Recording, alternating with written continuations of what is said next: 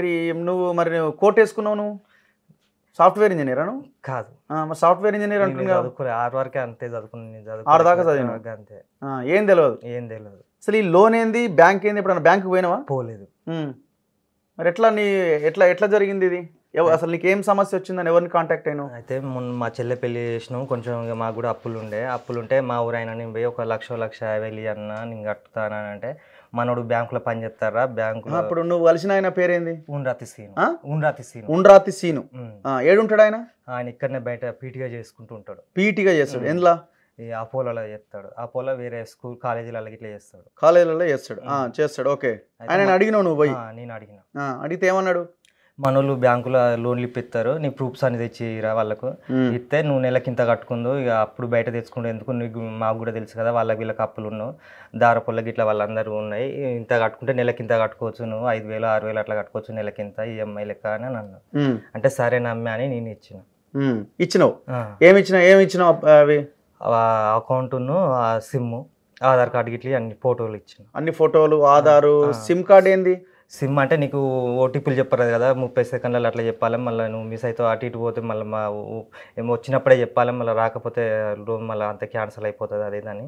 SIM కూడా మాకన్నా మేము తెలిసిన వాళ్ళేం కదా, సీన్ అన్న ఉన్నాడు కదా, మీ ఊరు ఆయన అట్లా చేస్తావు నేను మోసం ఇట్లా. ఎవరో ఇప్పుడు నువ్వు అకౌంట్లో ఎవరెవరికి ఇచ్చినావు కార్డులు ఇవన్నీ ఎవరెవరికి ఇచ్చినావు? ఆ సీన్ తీసుకోపోయి సీను ఆయనకి ఏమని చెప్పిండు ఇచ్చిన. ఎవరు ఆయన అంటే? ఎవరు? కోటేషు. ఏం కోటేషు? చిర్రా కోటేషు. చిర్రా కోటేష్ కి ఇవన్నీ ఇచ్చినావు? చిర్రా కోటేష్ ఎవరు? వాళ్ళ సీనోళ్ళ చిన్నమ్మోళ్ళూరు. ఏ ఊరు? దాట్ల. ఏం చేస్తాడు ఈ కోటేష్? ఈ లోన్లు ఇట్నే బ్యాంకులో చేస్తారు, లోన్లు ఇప్పిస్తాడు అని అన్నాడు. లోన్లు ఇప్పిస్తాడని నీకు పరిచయం చేశారు. ఓకే. నువ్వు అన్ని తీసుకుపోయి ఆయనకి ఇచ్చినావు, సిమ్ కార్డు కూడా ఆయన చేతిలో పెట్టినావు. ఆ తర్వాత ఏమైంది? తర్వాత నాకు డిసెంబర్లో 12 లక్షల నుంచి 14 లక్షల లోన్ అప్రూవల్ అయిందని బ్యాంక్ వాళ్ళు ఫోన్ చేసిళ్ళు. బ్యాంక్ వాళ్ళు ఫోన్ చేస్తే నేను అన్నా కదా, నాకు 12 లక్షల నుంచి 14 లక్షలు నాకు వద్దు, నేను కట్టలేను, నేను అడిగింది నేను 1,50,000 ఏమన్నా, ఇది అంత వద్దు, ఇది మా వాళ్ళు అంతలా మా కానిస్టేబుల్ ఉండి వాళ్ళు ఉండి బాబాయ్ ఇది ఏదో ఫ్రాడ్ జరుగుతుందని నేను మాట్లాడతా నీకు తెలుస్తలేదు అని ఆయనకి ఇచ్చింది. ఆయన తీసుకుని మాట్లాడుతా అంటే ఇది అంత పెద్ద ఫ్రాడ్ ఉంది, మా బాబాయ్కి అది అంత తెలియదు, ఈయన చేసేది కటింగ్, శాలరీ సర్టిఫికేట్ ఎంత పెట్టాలంటే 74,000 ఏమో వస్తున్నాయి అని చెప్పిళ్ళు. ఓకే. నువ్వు అన్ని ఆయనకి బ్యాంక్ ఆయన నీకు ఫోన్ చేస్తే 70,000 శాలరీ ఉన్నది, 74,000 శాలరీ ఉన్నది అంటే బాబాయ్ ఇది మోసం జరుగుతుంది, నీకొద్దు, నీకు 1,00,000 2 లక్షలు ఇస్తారు, తర్వాత అయ్యాన్ని వాళ్ళు తీసుకుంటారు, తర్వాత ఎడుకోమంటే నువ్వు కాలేవు, నీకు ఉన్నదంతా అమ్ముకోవాలి, ఇక నీకు అసలు కదంటే వద్దులే ఇక క్యాన్సిల్ చేయండి, నేను క్రైమ్ వాళ్ళకి ఫోన్ చేస్తాను మా బాబాయ్ వాళ్ళతో చెప్పిండేమటే. చెప్తే సరే క్యాన్సిల్ చేస్తామనగానే మళ్ళీ ఈ కోటేష్ చేసిండు, ఎందుకు వద్దంటున్నావు తమ్ముడు, 12 లక్షల నుంచి 14 లక్షల లోన్ నీకు అప్రూవల్ ఉంది కానీ నువ్వు వాళ్ళు ఎంత కావాలనుకుంటే అంత తీసుకోవచ్చు అని అంటే నాకు వద్దన్న లోనే వద్దని నేను చెప్పిన. సరే అన్నాడు. తర్వాత మళ్ళీ ఎమ్మటే ఉండ్రాతి సీన్ ఫోన్ చేసిండు, ఎందుకు వద్దంటున్నావు రా, నేను కూడా 2-3 ఇప్పించిన లోన్లు, కట్టపోతే ఏమవుతుంది రా బ్యాంకులో, ఏమవుతుంది రా బ్యాంకులో కట్టపోతే ఏమున్నది రా, ఒక్కసారి సెటిల్మెంట్ చేసుకోవచ్చు, కట్టపోతే ఏమవుతుంది రా అని అన్నాడు. వద్దే అని కూడా చెప్పిన, నా ప్రూఫ్స్ నా ఆధార్ కార్డు అవన్నీ అకౌంట్కి ఇట్లా ఏమంటే ఇత్తని తీరా దాని మీద 20,000 దానికి ఖర్చు పెట్టుకున్నారట వాళ్ళు, నువ్వు వద్దన్నాక మళ్ళీ ఎందుకు తీసుకుంటావు, తీసుకో, సరే వాడిని కూడా ఫోన్ చేసి చెప్పిన తీయా అని అన్నాడు. మళ్ళీ మధ్యలో కూడా 2-3 సార్లు వాళ్ళకి ఫోన్ చేస్తే తమ్ముడు నేను తీసుకోలేదు, తీసుకున్నాక వద్దన్నాక మేము ఎట్లా తీసుకుంటాం నీకు గురించి తెలియదు కదా అది ఇది అని అన్నారు. సరే అని నేను నమ్మిన. ఇప్పుడు నువ్వు రూపాయి నీకు 1,50,000 రాలే, నువ్వు ఏమీ లేదు, ఓకే అయిపోయింది నమ్మినావు. మళ్ళీ నాకు ఎప్పుడు మార్చి లాస్ట్లో అట్లా ఫోన్ వచ్చింది ఈఎంఐ నుంచి. ఏమని? సార్ ఫైనాన్స్ కడతలేరు 2 నెలల కంచి అని ఈఎంఐలు ఫోన్ చేసిండు. అసలు నేను తీసుకోలే కదా, ఒకసారి ఇక్కడ ఏమున్నాయి అది వాట్సాప్ పంపి అంటే ఆయన పంపించిండు. ఆ పంపించగానే ఏమంటే కోటేష్కు ఫోన్ చేసి అవి పంపించిన ఈ లోన్ నుంచి వచ్చిందంటే అదే రోజు ఆ పైసలు కట్టిలట, ఆ 2 నెలల ఈఎంఐ కట్టిళ్ళు. సీన్కు ఫోన్ చేసిన గిట్లా అయిందట, మరి తీసుకున్నారట 1,10,000, మరి ఏంది నాకు చెప్పొద్దని, మరి పైసలు అన్న నేను ఇస్తే అప్పు ఉందని నిన్ను అడిగిన, ఇట్లా నాకు తెలియకుండా ఇట్లా ఎందుకు తీసుకున్నారంటే ఆ పైసలు మీ ఏమన్నా కడతాం లేదా నీకు అన్నది ఇచ్చిస్తాం, నీకు ఇంకోసారి ఈఎంఐ నుంచి ఫోన్ రాదని అన్నారు. అన్నాక మళ్ళా నెలకు మళ్ళీ ఫోన్ వచ్చింది, మళ్ళా నెలకి ఏందా ఇది వీళ్ళంతా నాకే ఇబ్బందులు ఉన్నా నాకన్నది ఇచ్చాను, మరి నాకు ఈఎంఐ కంచి ఫోన్ రాకుండా ఏమని అని చెప్పిన. సరే రాయన్ని తెచ్చిత్తంతి అని అన్నారు. 11వ తారీఖు నాడు క్యాంపస్కి వచ్చిళ్ళు. క్యాంపస్కి వస్తే కటింగ్ చేసి ఇట్లా నాకు ఫోన్లో వస్తాను ఈఎంఐ నుంచి, మా చెల్లె డెలివరీ మే 18వ తారీఖు డెలివరీ ఉంది, 11వ తారీఖు నేను ఇంటికి పోతే అటే ఉంటా, ఎలక్షన్ 13 అటే ఉంటానని నేను అన్నాను. అయితే వాడిని పిలిపిస్తాను ఆవురా మాట్లాడదామని అని అన్నారు. మాట్లాడదామంటే వచ్చిండు. వచ్చినాక నేను అనుకున్నా కదా మాట్లాడతారు కావచ్చు అనుకున్నా, రామగానే ఏం చేసి మందు దేపోరా అని అన్నారు. మందు నిన్నేదేమన్నారు? ఆ పైసలు వాళ్ళే ఇచ్చిళ్ళు, నన్ను మందు దేపోరా ఏడాది క్యాంపస్ లో రూమ్ కాడ క్యాంపస్ లో మందు దేపోరా అన్నారు. వీళ్ళు మాట్లాడతారు కావచ్చు అని నేను పోయినా మందు తెచ్చిన.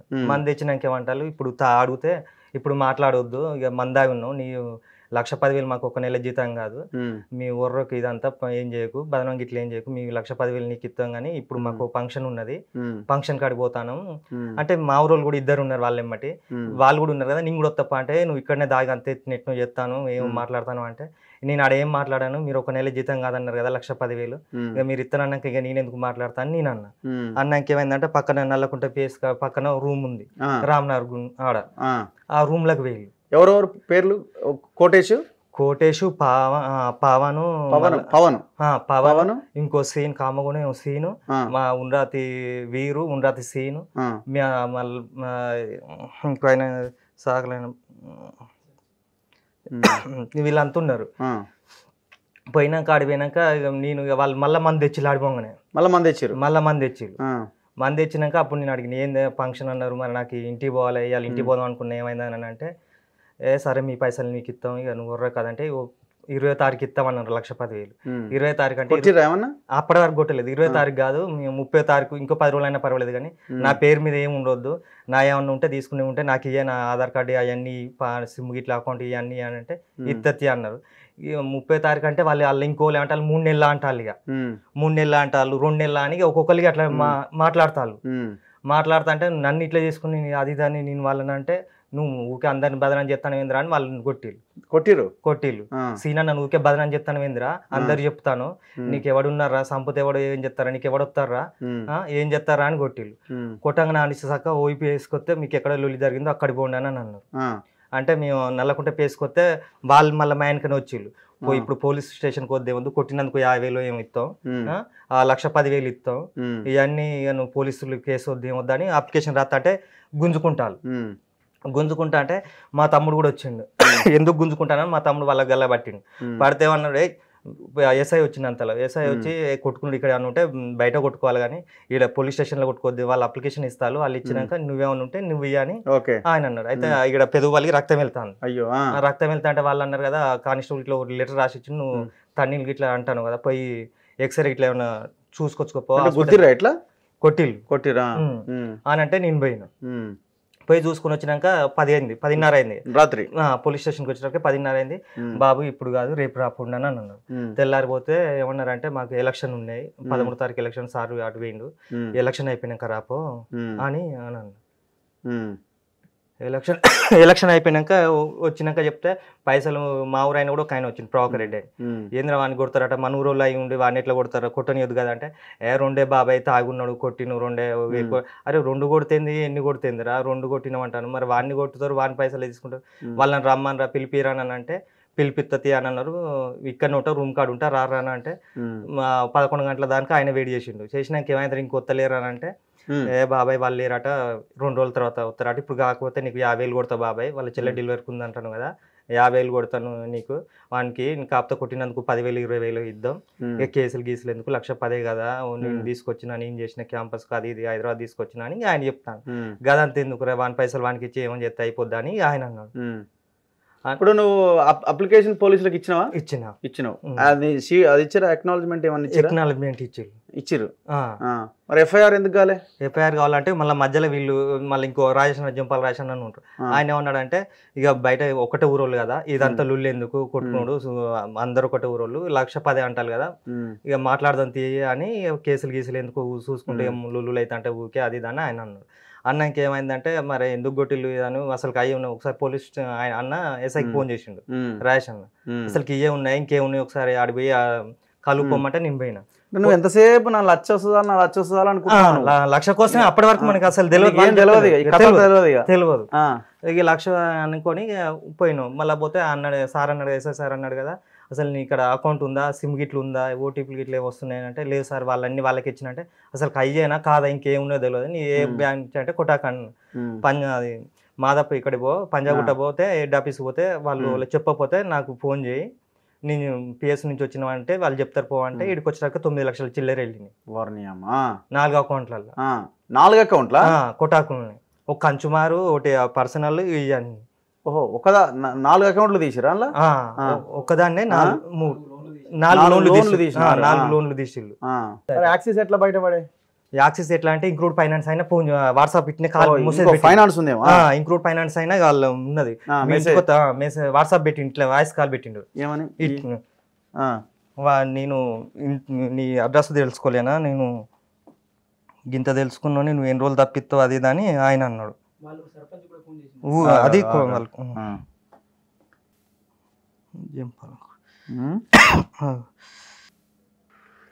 అది ఇంగ్రేడ్ నుంచి మేనేజర్ మాట్లాడుతున్నా, కాల్ కట్ చేసిన. ఎన్ని రోజులు కట్ చేస్తావు, ఇక్కడ ఎన్ని రోజులు దాచుకుంటావు? నువ్వు ఎప్పటికైనా పేమెంట్ చేయాలి. అడ్రస్ నీ నంబర్ ట్రేస్ చేసినాడు, అడ్రస్ ట్రేస్ చేయలేనా? ఆల్రెడీ వరంగల్ నాగరామ్ది దొరికింది, నేను నోటీస్ తీసుకొని వస్తాను, నేను కలుద్దాం.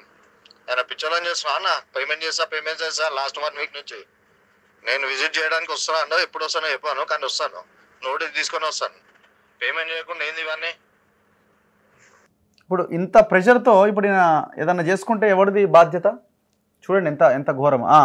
ఈయన ఫోన్ చేసిండు, వాయిస్ మెసేజ్ పెడితే మళ్ళీ నేను వేరే టైం ఫోన్ చేసి ఏమన్నాడు, సార్ ఏంది మరి ఇట్లా పెట్టిళ్ళు, ఈ ఆఫీస్ ఎక్కడ అంటే మాది పంజాగుట్టకు రాని అన్నాడు. పంజాగుట్టకు ఆయన అన్నాడు కదా, రేపు పొద్దున నేను వస్తాను అన్నాడు. అంటే రాండి అని అన్నాను. తెల్లారు చూసినావు రాలేదు. మళ్ళీ ఓ రోజు మేము పంజాగుట్టకు అన్నావు కదా, అడ్రస్ చూసుకొని ఇటుకు వస్తే ఆడ ఆఫీస్ చేంజ్ చేసిన, దాని పక్కకు పోండి బాబా అని అన్నారు.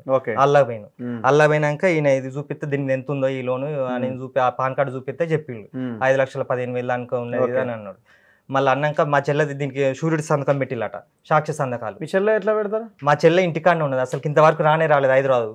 అంటే ఫోర్జరీ చేసి మా చెల్లె సంతకం జంపాల కలవత ఎవరు, మేము రాలేము, ఏం కావాలి ఆయనకు జంపాల కలవత అని మళ్ళీ ఇట్లా అన్నాను. మా చెల్లి ఇంతవరకు హైదరాబాద్కే రాలేదు, పెళ్ళైన కాంచి. సంతకం ఎట్లా పెట్టిల్లు అది దాన్ని మళ్ళీ నేనంటే ఆమె అది ఎట్లా పెట్టిల్లు నాకేం తెలియదు అదంతా అని ఆయన అన్నాడు. అన్నాక సార్ అసలుకి ఇంక అప్పుడు 9 లక్షలు అని ఫస్ట్ 1,10,000 అని చెప్పిళ్ళు, తర్వాత 9 అయినాయి, మరియు 5-20 దాకా మీ వచ్చినాయి, అసలు ఇంకా ఉన్నాయా సార్ చూడండి ఒకసారి అని అంటే పాన్ కార్డు ఇస్తే వాళ్ళకు సోషల్ ఇంకా యాక్సెస్లు కూడా ఉంది, అది క్రెడిట్ కార్డు కూడా ఉందని చెప్పింది. యాక్సెస్ ఎట్లా మళ్ళీ పోయినావా? యాక్సెస్ వీళ్ళు చెప్పంగానే చేసినా, మళ్ళీ తెల్లారి మళ్ళీ అక్కడ పోయినాం. ఎక్కడ? యాక్సెస్ యాక్సెస్ పోగానే ఏం చేసినా పాన్ కార్డు కొడితే చూస్తే చెప్పి 10,60,000 అనుకునే బాబా అని చెప్పింది. 10,60,000 ఒక పోటు ఓకే 10,60,000 ఉందని చెప్పింది. అన్న మళ్ళీ రాజేష్ అన్న కూడా చెప్పిన, అన్నకి ఇంత 10,60,000 ఉన్నాయట, ఇట్లా తీసిల్లట, వాళ్ళు ఇంతవరకు ఫస్ట్ 1,10,000 అని చెప్పిళ్ళు. మళ్ళీ పోలీస్ స్టేషన్ పోయినాక 9 అని తెలిసింది. మళ్ళీ ఇంక్లూడ్ అయిన ఫోన్ ఇట్లా వాయిస్ మెసేజ్ పెడితే 5 అని వచ్చినాయి. వాడ పోయినాక అసలు నా పేరు మీద ఎన్ని లోన్లు ఉన్నాయో చూడ అని వాళ్ళని అడిగితే యాక్సెస్ కూడా ఇంకోటి ఉందని అని అన్నారు. ఓకే ఇట్లా క్రెడిట్ కార్డు ఉంది, మళ్ళీ క్రెడిట్ కార్డు మీద ఎంత ఉంది తెలియదు, ఇంకా క్రెడిట్ కార్డు మీద ఎంత ఉందో తెలియదు. ఇప్పుడు ఈయన ఇట్లా తయారు చేసిరండి, ఈయన అటు చూడు ఇట్లా తయారు చేసిరు, ఈయనని ఇట్లా తయారు చేసి సంతకం పెట్టించి. సంతకం నీదేనా? కాదు, నాది కాదు. పాన్ కార్డులో ఏమని పెట్టినావు? తెలుగులో పెట్టిన. దీంట్లో ఇంగ్లీష్లో ఉందిగా మరి. అదే వాళ్ళు పాన్ కార్డు ఏది? ఈయన పాన్ కార్డులో జే వీరస్వామి అని ఈయన తెలుగులో సైన్ చేసిండు, దీని మీదనేమో ఇంగ్లీష్లో ఉంది. అకౌంట్లో కూడా ఇంగ్లీష్లోనే ఉన్నట్టుందిగా. నువ్వే ఇది చూసుకున్నావా? చూసిన. బాగా తయారు చేశారు కథ. జీతం 57,000 పడుతుంది నీకు నెలకు. ఎంత సంపాదిస్తారు రోజుకు? రోజుకు 500-600 వస్తే సార్ కటింగ్ చేస్తే. ఇప్పుడు తిరుగుతున్నా మరి ఖర్చులు అయితే పని పోతుంది. ఎంత ఖర్చు పోతుంది? ఇప్పుడు ఇప్పటి వరకు 34,000 పెట్టినా. మళ్ళీ టెన్షన్, ఈఎంఐలు ఫోన్లు చేస్తుడు, కట్టవా అంటే ఈ టెన్షన్ ఆ టెన్షన్, తిరుగుడు పని లేదు ఏం లేదు, ఇట్లా తిరుగుడు అవుతారు.